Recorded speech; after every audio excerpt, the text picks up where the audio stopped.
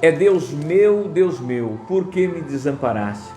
Baseado no texto ao qual nós acabamos de ler, de Mateus, capítulo de número 27, verso de número 46, onde aí Jesus exclama, pregado ali na cruz do Calvário, Deus meu, por que me desamparaste?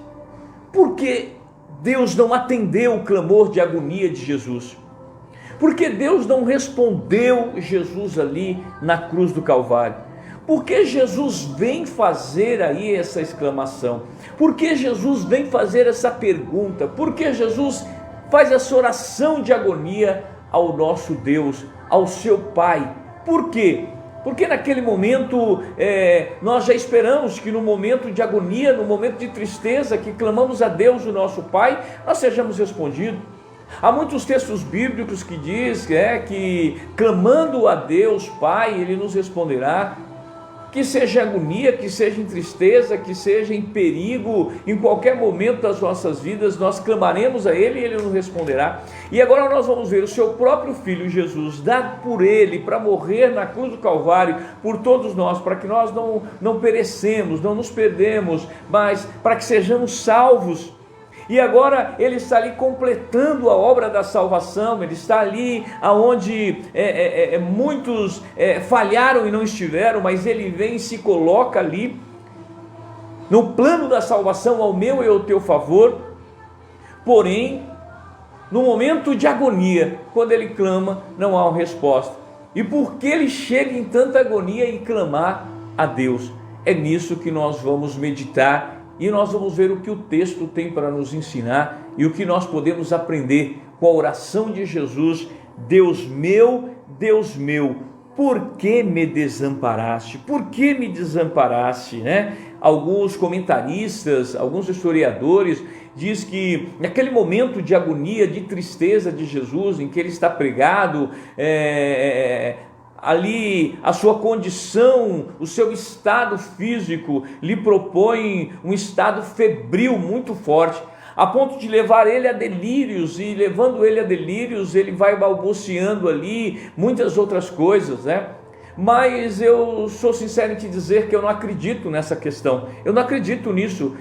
Eu até posso acreditar que o estado de Jesus, que era de tamanho sofrimento que Ele passou, pode ter levado Ele, a condição dele ali na cruz, na verdade, nos revela que provavelmente ele contraiu ali uma condição do estado febril muito forte, mas que essa condição não fez com que ele viesse a delirar, falando coisas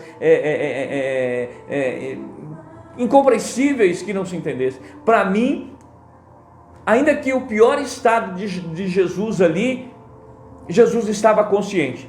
Porque quando eu leio o texto, isso demonstra nas atitudes de Jesus ali, em que Jesus está consciente, e de que a palavra dele Deus meu, por que me abandonaste? Foi um grito consciente, foi um clamor consciente,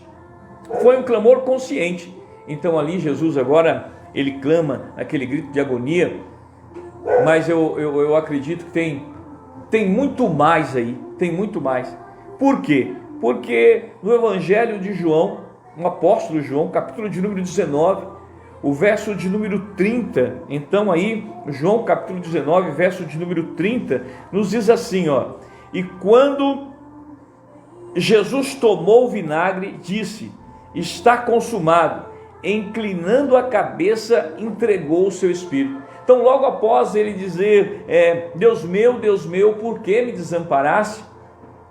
Soldados correm ali, alguém corre e lhe oferece ali uma esponja com vinagre, e logo após esse momento o texto nos revela em que Jesus entrega o seu espírito, declarando aí, está consumado, A obra do trabalho do Senhor Jesus, ele terminou. A obra do trabalho dele na cruz do Calvário, ele realizou. Ele não falhou, ele não abandonou, ele não desistiu. E isso vem nos ensinar profundamente algo. A palavra de Jesus, que João nos revela, no capítulo de número 19, verso 30, quero repetir: e quando Jesus tomou o vinagre, disse: está consumado, inclinando a cabeça, entregou o seu espírito. Isso só pode fazer alguém que está consciente do trabalho que ele fez, consciente da sua missão realizada, consciente que ele chegou onde deveria chegar. Isso nos mostra a consciência de Jesus nas suas palavras, entregando o seu espírito a Deus e concluindo o seu trabalho de entrega à sua vida na cruz do Calvário, por minha vida e por sua vida.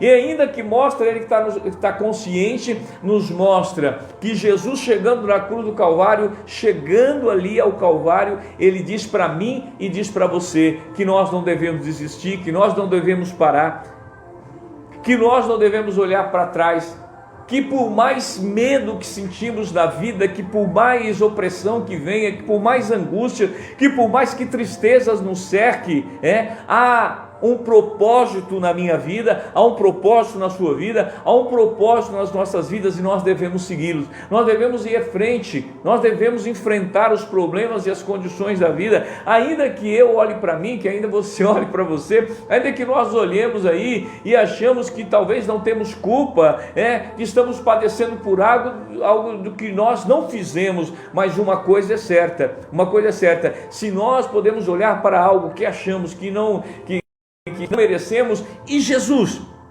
o que Jesus merecia, jamais Jesus mereceu aquela condição de estar na cruz do Calvário daquela forma, daquela maneira, jamais mereceu tanto sofrimento, porém ele o faz para agradar o seu Pai, ele faz para cumprir a promessa, e ele faz para salvar a minha vida e salvar a sua vida também. Jesus faz por mim, Jesus faz por você, Jesus faz por nós. Então eu e você devemos olhar para Cristo como a nossa referência, como o nosso referencial, e também certamente dizer: se ele não parou, se ele não desistiu, olha, não importa, eu vou até o fim. Ei, toma a tua causa e continua nela, toma a tua causa e não desista dela, toma o teu chamado e não desista dele. Ei, toma o teu propósito e não desista dele, toma o teu sonho e não desista dele, vai adiante, vai em frente. Jesus não morreu nem por ele mesmo, ele morreu foi por nós. E quantas vezes é por você mesmo e você desiste? Quantas vezes é pelo seu cônjuge? Quantas vezes é pelos seus filhos? Quantas vezes é por sua família? E você desiste? Não, o mestre nos ensina agora aqui, no texto em que João nos revela, no capítulo 19 aí, o verso de número 30, em que ele nos diz aí: está consumado. Ele está dizendo: ei, eu comecei e encerrei, eu comecei e terminei, eu comecei e fui até o fim. Não importa que desdenharam de mim, não importa que vieram os descréditos, não importa que me entregaram sem eu dever nada, não importa que me condenaram, me sentenciaram sem eu mesmo me defender, sem ter um advogado para ser ao meu favor, não importa que os meus me abandonaram, me traíram, não importa, importa que eu cheguei onde havia de chegar. Pai, está consumado, que eu e você aprendemos com o nosso referencial, com o nosso Jesus, irmos até o fim e não desistir da batalha. Amém? Glórias ao Senhor Jesus Cristo. Então, voltando aqui na palavra, como eu disse para você, eu não acredito que Jesus estava no estado febril a ponto de delirar e falar coisas inconscientes. Não, eu até acredito que o estado febril dele era terrível, porém ele consciente de tudo que estava fazendo, a ponto de entregar o seu espírito a Deus e de entregar ali, de ver que a sua missão estava pronta. Tanto que ele estava lúcido ali, que 700 anos antes dele, aproximadamente, Isaías já nos dizia que ele viria ali, ele olharia para o fruto do seu trabalho e ficaria satisfeito, alegre. Ele foi à cruz, certo do que ele tinha que fazer, e ele fez isso com prazer, ao meu, ao teu, ao nosso favor. Olha que o texto de Isaías, do profeta Isaías, capítulo 53, o verso de número 11 nos fala assim: e ele verá o fruto do trabalho da sua alma e ficará satisfeito. com o seu conhecimento, o meu servo, o justo, justificará a muitos, porque as iniquidades dele levará sobre si. Olha, ele nos revela que algo muito importante nesse texto a respeito da lucidez de Jesus. Ele nos revela a respeito da ida do Senhor Jesus à cruz, que embora algo traumático, horrível e miserável, mas de um homem consciente daquilo que iria passar, padecer, sofrer e onde iria chegar ao meu e ao seu favor. Fez isso para nos justificar, diz aqui, para justificar a muitos. Olha aí, se pôs para justificar a muitos, e o texto nos encerra dizendo, para que a iniquidade deles, a nossa iniquidade, estivesse sobre ele. O Isaías já nos respondeu 700 anos antes de Cristo, o porquê me desamparaste. Por que me desamparaste? Porque ele levou sobre ele as minhas, as tuas, as nossas misérias, levou sobre ele os nossos pecados, como o texto diz. Porém, quando ele vê o trabalho da sua obra, a sua missão cumprida, aquilo que vai gerar o seu trabalho, a justificação, a salvação de muitos, o perdão, a remissão dos nossos pecados, a Bíblia diz que ele ficou satisfeito. Ele vai ficar satisfeito, ele ficou feliz, ele ficou alegre. Que coisa surpreendente, que coisa poderosa, que história fabulosa, só a história de Jesus para nos dizer isso. Um homem que vai padecer um sofrimento inigualável, porém ele vai ficar feliz, porque através desse sofrimento ele dá a sua vida, sem nenhum pecado, sem ter cometido nada de errado, um justo sendo julgado, sendo injustiçado, porém ele está feliz, porque fez isso por mim, fez isso por você. Que glorioso, que poderoso, que santo, que maravilhoso. Então está aí, ele não poderia estar inconsciente ou delirando, não, ele estava certo do que estava fazendo. Glórias ao Senhor Jesus. Ele sabia que estava morrendo por amor a mim, por amor a você. Glórias a Jesus. Ele estava consciente em saber que estava se doando, dando a sua vida ao meu e ao teu favor. Nós amamos Jesus, glórias a Deus, aleluia. Continuando aqui a palavra, então aí nós vamos ver a resposta, A resposta que nós queremos saber é por quê, porque ele disse, Deus meu, por que me desamparaste? Eu quero ir com você num texto de Salmos 22, o verso de número 1 ao verso de número 3, Salmos 22, verso de número 1 ao verso de número 3, que nos responde aí o porquê do Deus meu, por que me desamparaste? Então, um dos porquê, nós já vemos no texto do próprio Isaías, nos dizendo que ele padeceu ali no nosso lugar, levando sobre si os nossos delitos, os nossos pecados, Então, agora no texto de Salmo 22, verso 1 ao verso 3 diz, Deus meu, por que me desamparaste? As mesmas palavras de Jesus na cruz do Calvário. Por que te alongas do meu auxílio e das palavras do meu bramido? Verso de número 3, Deus meu, eu clamo de dia e tu não me ouves? De noite e não tenho sossego, porque tu és santo, tu que habitas entre os louvores de Israel. Aí no Salmos 22, verso 3 nos responde, porque tu és santo. Deus meu, por que me desamparaste? Isaías diz que Jesus levou sobre ele os nossos delitos, os nossos pecados. Jesus se fez pecado por nós na cruz do Calvário, levando os nossos delitos, os nossos pecados, pecado que não era dele, os delitos que não era dele, os erros, as falhas e todas as outras coisas e misérias dos seres humanos está sobre Jesus agora. Ele se faz pecado ao nosso favor, Deus meu, por que me desamparaste? Mas aí no Salmos 22, verso 3, nos responde, porque tu és santo. Aí você diz, mas ele é santo e agora ele abandona Jesus, ele é santo. E ele deixa um justo padecer. Ele é santo, mas não olha para o clamor, para a voz. Não é assim que a Bíblia diz, né? Para que nós clamemos na hora do socorro, para que nós procuramos o nosso socorro em Deus, procuramos o nosso Salvador. E agora então aquele ali está clamando: Deus meu, e o Deus Santo não responde ele: sim, porque Deus é santo e ele não compactua com o pecado. Quando Jesus se faz pecado na cruz do Calvário, se torna o pecado ali, o Senhor não olha mais para ele, o Senhor não está vendo mais o seu filho, porque é o nosso pecado que está em Jesus. Mas por que Jesus faz esse grito então? Uma profecia, uma palavra inserida lá em Salmo 22, onde diz: Deus meu, por que me desamparaste? E logo responde: porque ele é santo e não compactua com o pecado. O que isso nos mostra? O que isso nos diz? O que isso nos fala? Nos fala a respeito do pecado. Em Tiago, capítulo de número 1, verso 14 e verso de número 15, em Tiago, capítulo de número 1, me perdoa, tá? É isso mesmo que eu tinha dito. Tiago 1, verso 14 e 15 diz assim: mas cada um é tentado, e quando atraído, engodado pela sua própria concupiscência, depois, havendo a concupiscência concebido, dá luz ao pecado, e o pecado, sendo consumado, gera a morte.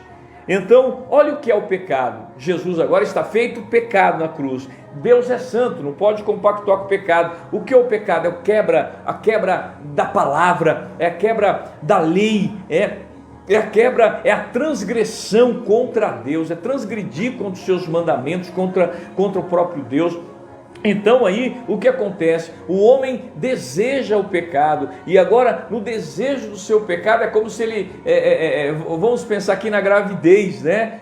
O homem não engravida, mas vamos pensar aqui na gravidez da mulher, né? Falando em ser humano, é como se engravidasse. Aí Tiago fala que aquilo vai se gerando, vai acontecendo por etapas na nossa vida, porque é um desejo em se fazer, é um desejo em acontecer, é um desejo em realizar aquilo do homem, até que acontece, é gerado, o pecado nasce na sua vida, acontece aquilo que você tanto desejou, e o que acontece? Só que o salário do pecado é a morte, e Tiago fala, então aí gera a morte. Então gera o desejo, vai gerar o pecado, vai conceber o pecado, e o pecado, após concebido devido aos nossos desejos, ele vai ser consumado, ele vai ser realizado, e isso vai culminar na morte. Então aquele projeto do pecado que nasceu agora é realizado, e a realização do pecado vai gerar morte espiritual, onde a sua alegria vai embora, onde o seu prazer vai embora, onde o seu desejo de viver vai embora, o seu desejo de estar com Deus, onde a comunhão é quebrada. Aí está, onde a comunhão é quebrada. Quando a comunhão é quebrada com Deus, perde-se a alegria, perde-se o prazer. Jesus está lá na cruz consciente, ele sabe que se fez pecado, ao clamor: Deus meu, por que desamparaste? Mas ele mesmo entende porque ele está ali, então ele diz: está consumado, e ele entrega o seu espírito a Deus. Mas agora aí, o que acontece então, que ele, entregando o seu espírito a Deus, ele, consciente da morte na cruz do Calvário, ele entrega o seu espírito, ele ali dá o seu último suspiro, mas ele proclama a minha, a sua, a nossa salvação, Jesus, para perdoar os meus pecados, para perdoar os seus pecados, para perdoar os nossos pecados. Mas quando eu volto ao pecado, da qual Jesus me livrou, da qual Jesus te livrou, quando nós quebramos essa comunhão e voltamos ao pecado, nós estamos gerando a morte para mim e para você, nós estamos gerando a morte para as nossas vidas. Isso faz me lembrar dos crentes que se desviam da fé, muitas vezes santificando as suas vidas, muitas vezes fugindo do pecado.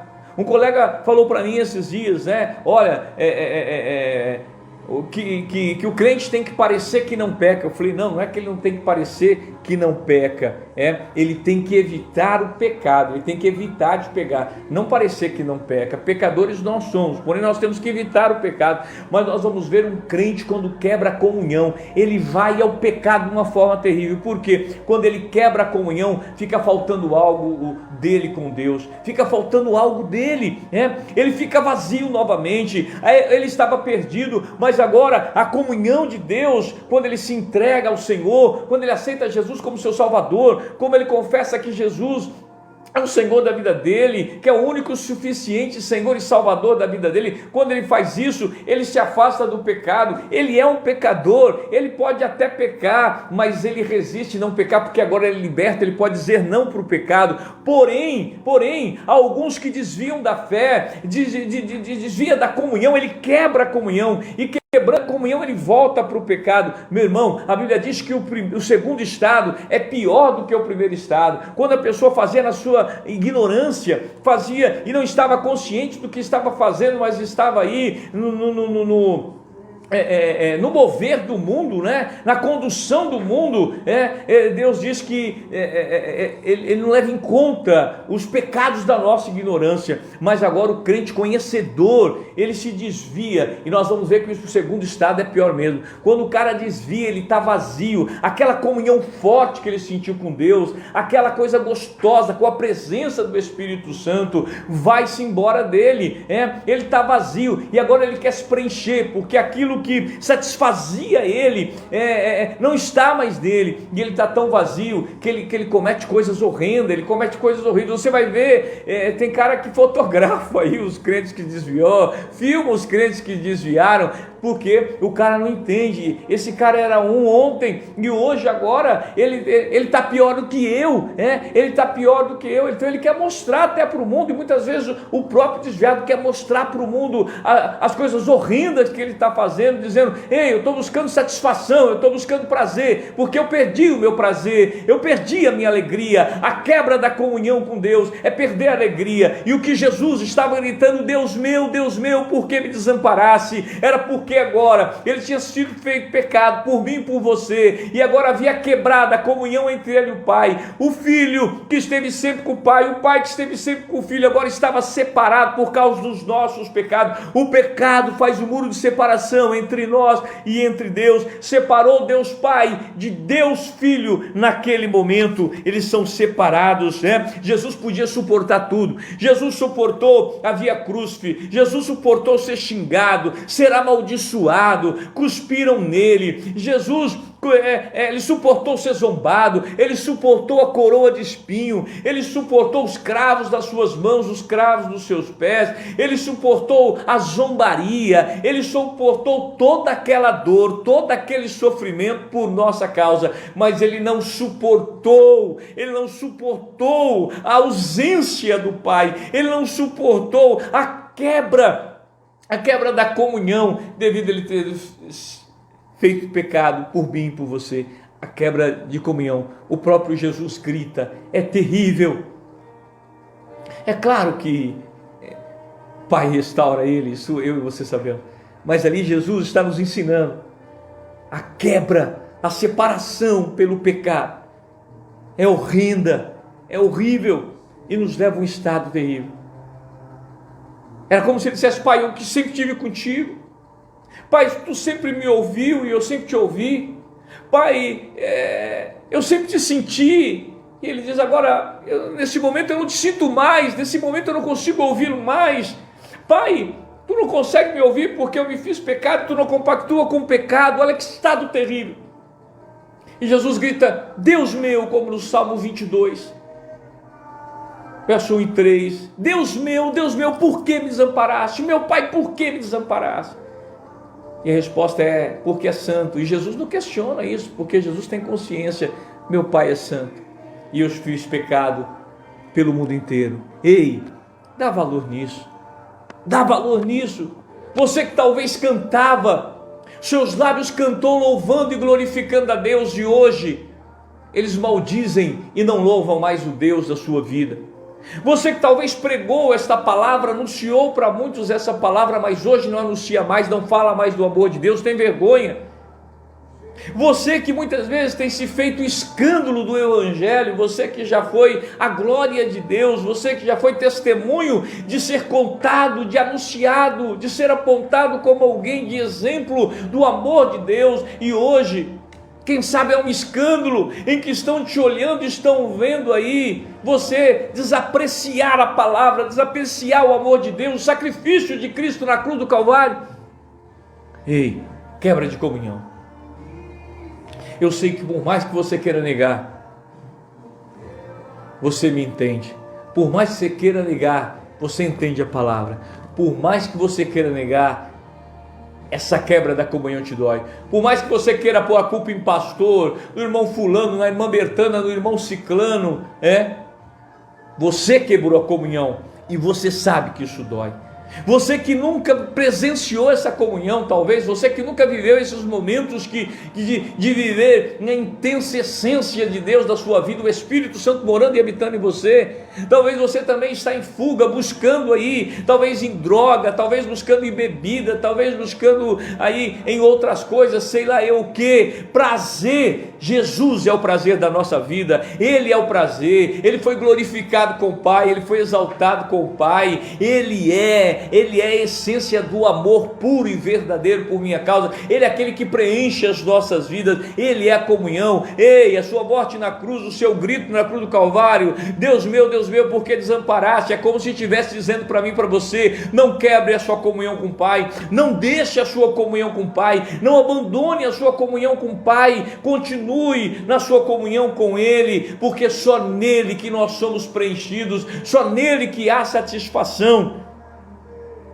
Falando ainda de comunhão e de quebra de comunhão, eu quero voltar a Isaías, capítulo de número 59, verso de número 2. Isaías 59, capítulo de número 2 nos diz: mas as vossas iniquidades fazem separação entre vós e o vosso Deus, e os vossos pecados encobrem o seu rosto de vós, porque para também que não os ouçam. Você entendeu o que aconteceu na cruz? Jesus se tornou pecado. O pecado fez separação entre ele e entre Deus, que agora ele é pecado e Deus é santo. Diz que nos encobre o pecado, e Deus não pode nos enxergar, porque ele se fez pecado. Deus não pôde enxergar, não pôde ouvi-lo, porque Deus não vai ouvir o pecado. Olha o que Jesus suportou, olha o que Jesus passou, olha onde Jesus foi por você, por você. Seja conhecedor da palavra ou não, seja um crente ou um crente desviado, não importa. Importa que você entende a palavra e você entende o que Jesus fez por você. Você entende o que é quebra de comunhão. Você entende se tem um vazio dentro de você, se está depressivo, triste, angustiado, aborrecido, desfalecido, desistido, te falta Jesus. Te falta Jesus. Se você desviou dos caminhos do Senhor, te falta Jesus, e é por isso que você está enveredado no pecado. Não é que você quer ser o cara agora, é que o pecado te domina, te tomou conta de você, e a palavra diz que o segundo estado é pior do que o primeiro estado. Você está tão desejoso por aquela comunhão que você sentiu um dia, que você está em busca de coisas e está fazendo atrocidades na sua vida. Você pode fazer o que quiser, você não vai encontrar no mundo, porque é só Jesus que nos satisfaz. Volta para Ele. E você, crente em Cristo Jesus, que talvez está na igreja, está na igreja, mas não está em comunhão com Deus, está na igreja, mas quebrou a sua comunhão com Deus, está na igreja por um programa social, está na igreja por o que acostumou ir, está na igreja porque sua mãe vai, porque seu pai vai, porque sua mulher vai, porque seu marido vai, eu não sei, mas se te falta alegria, o prazer de viver em Cristo Jesus, te falta a presença dEle, te falta a comunhão dEle, e você sabe onde quebrou,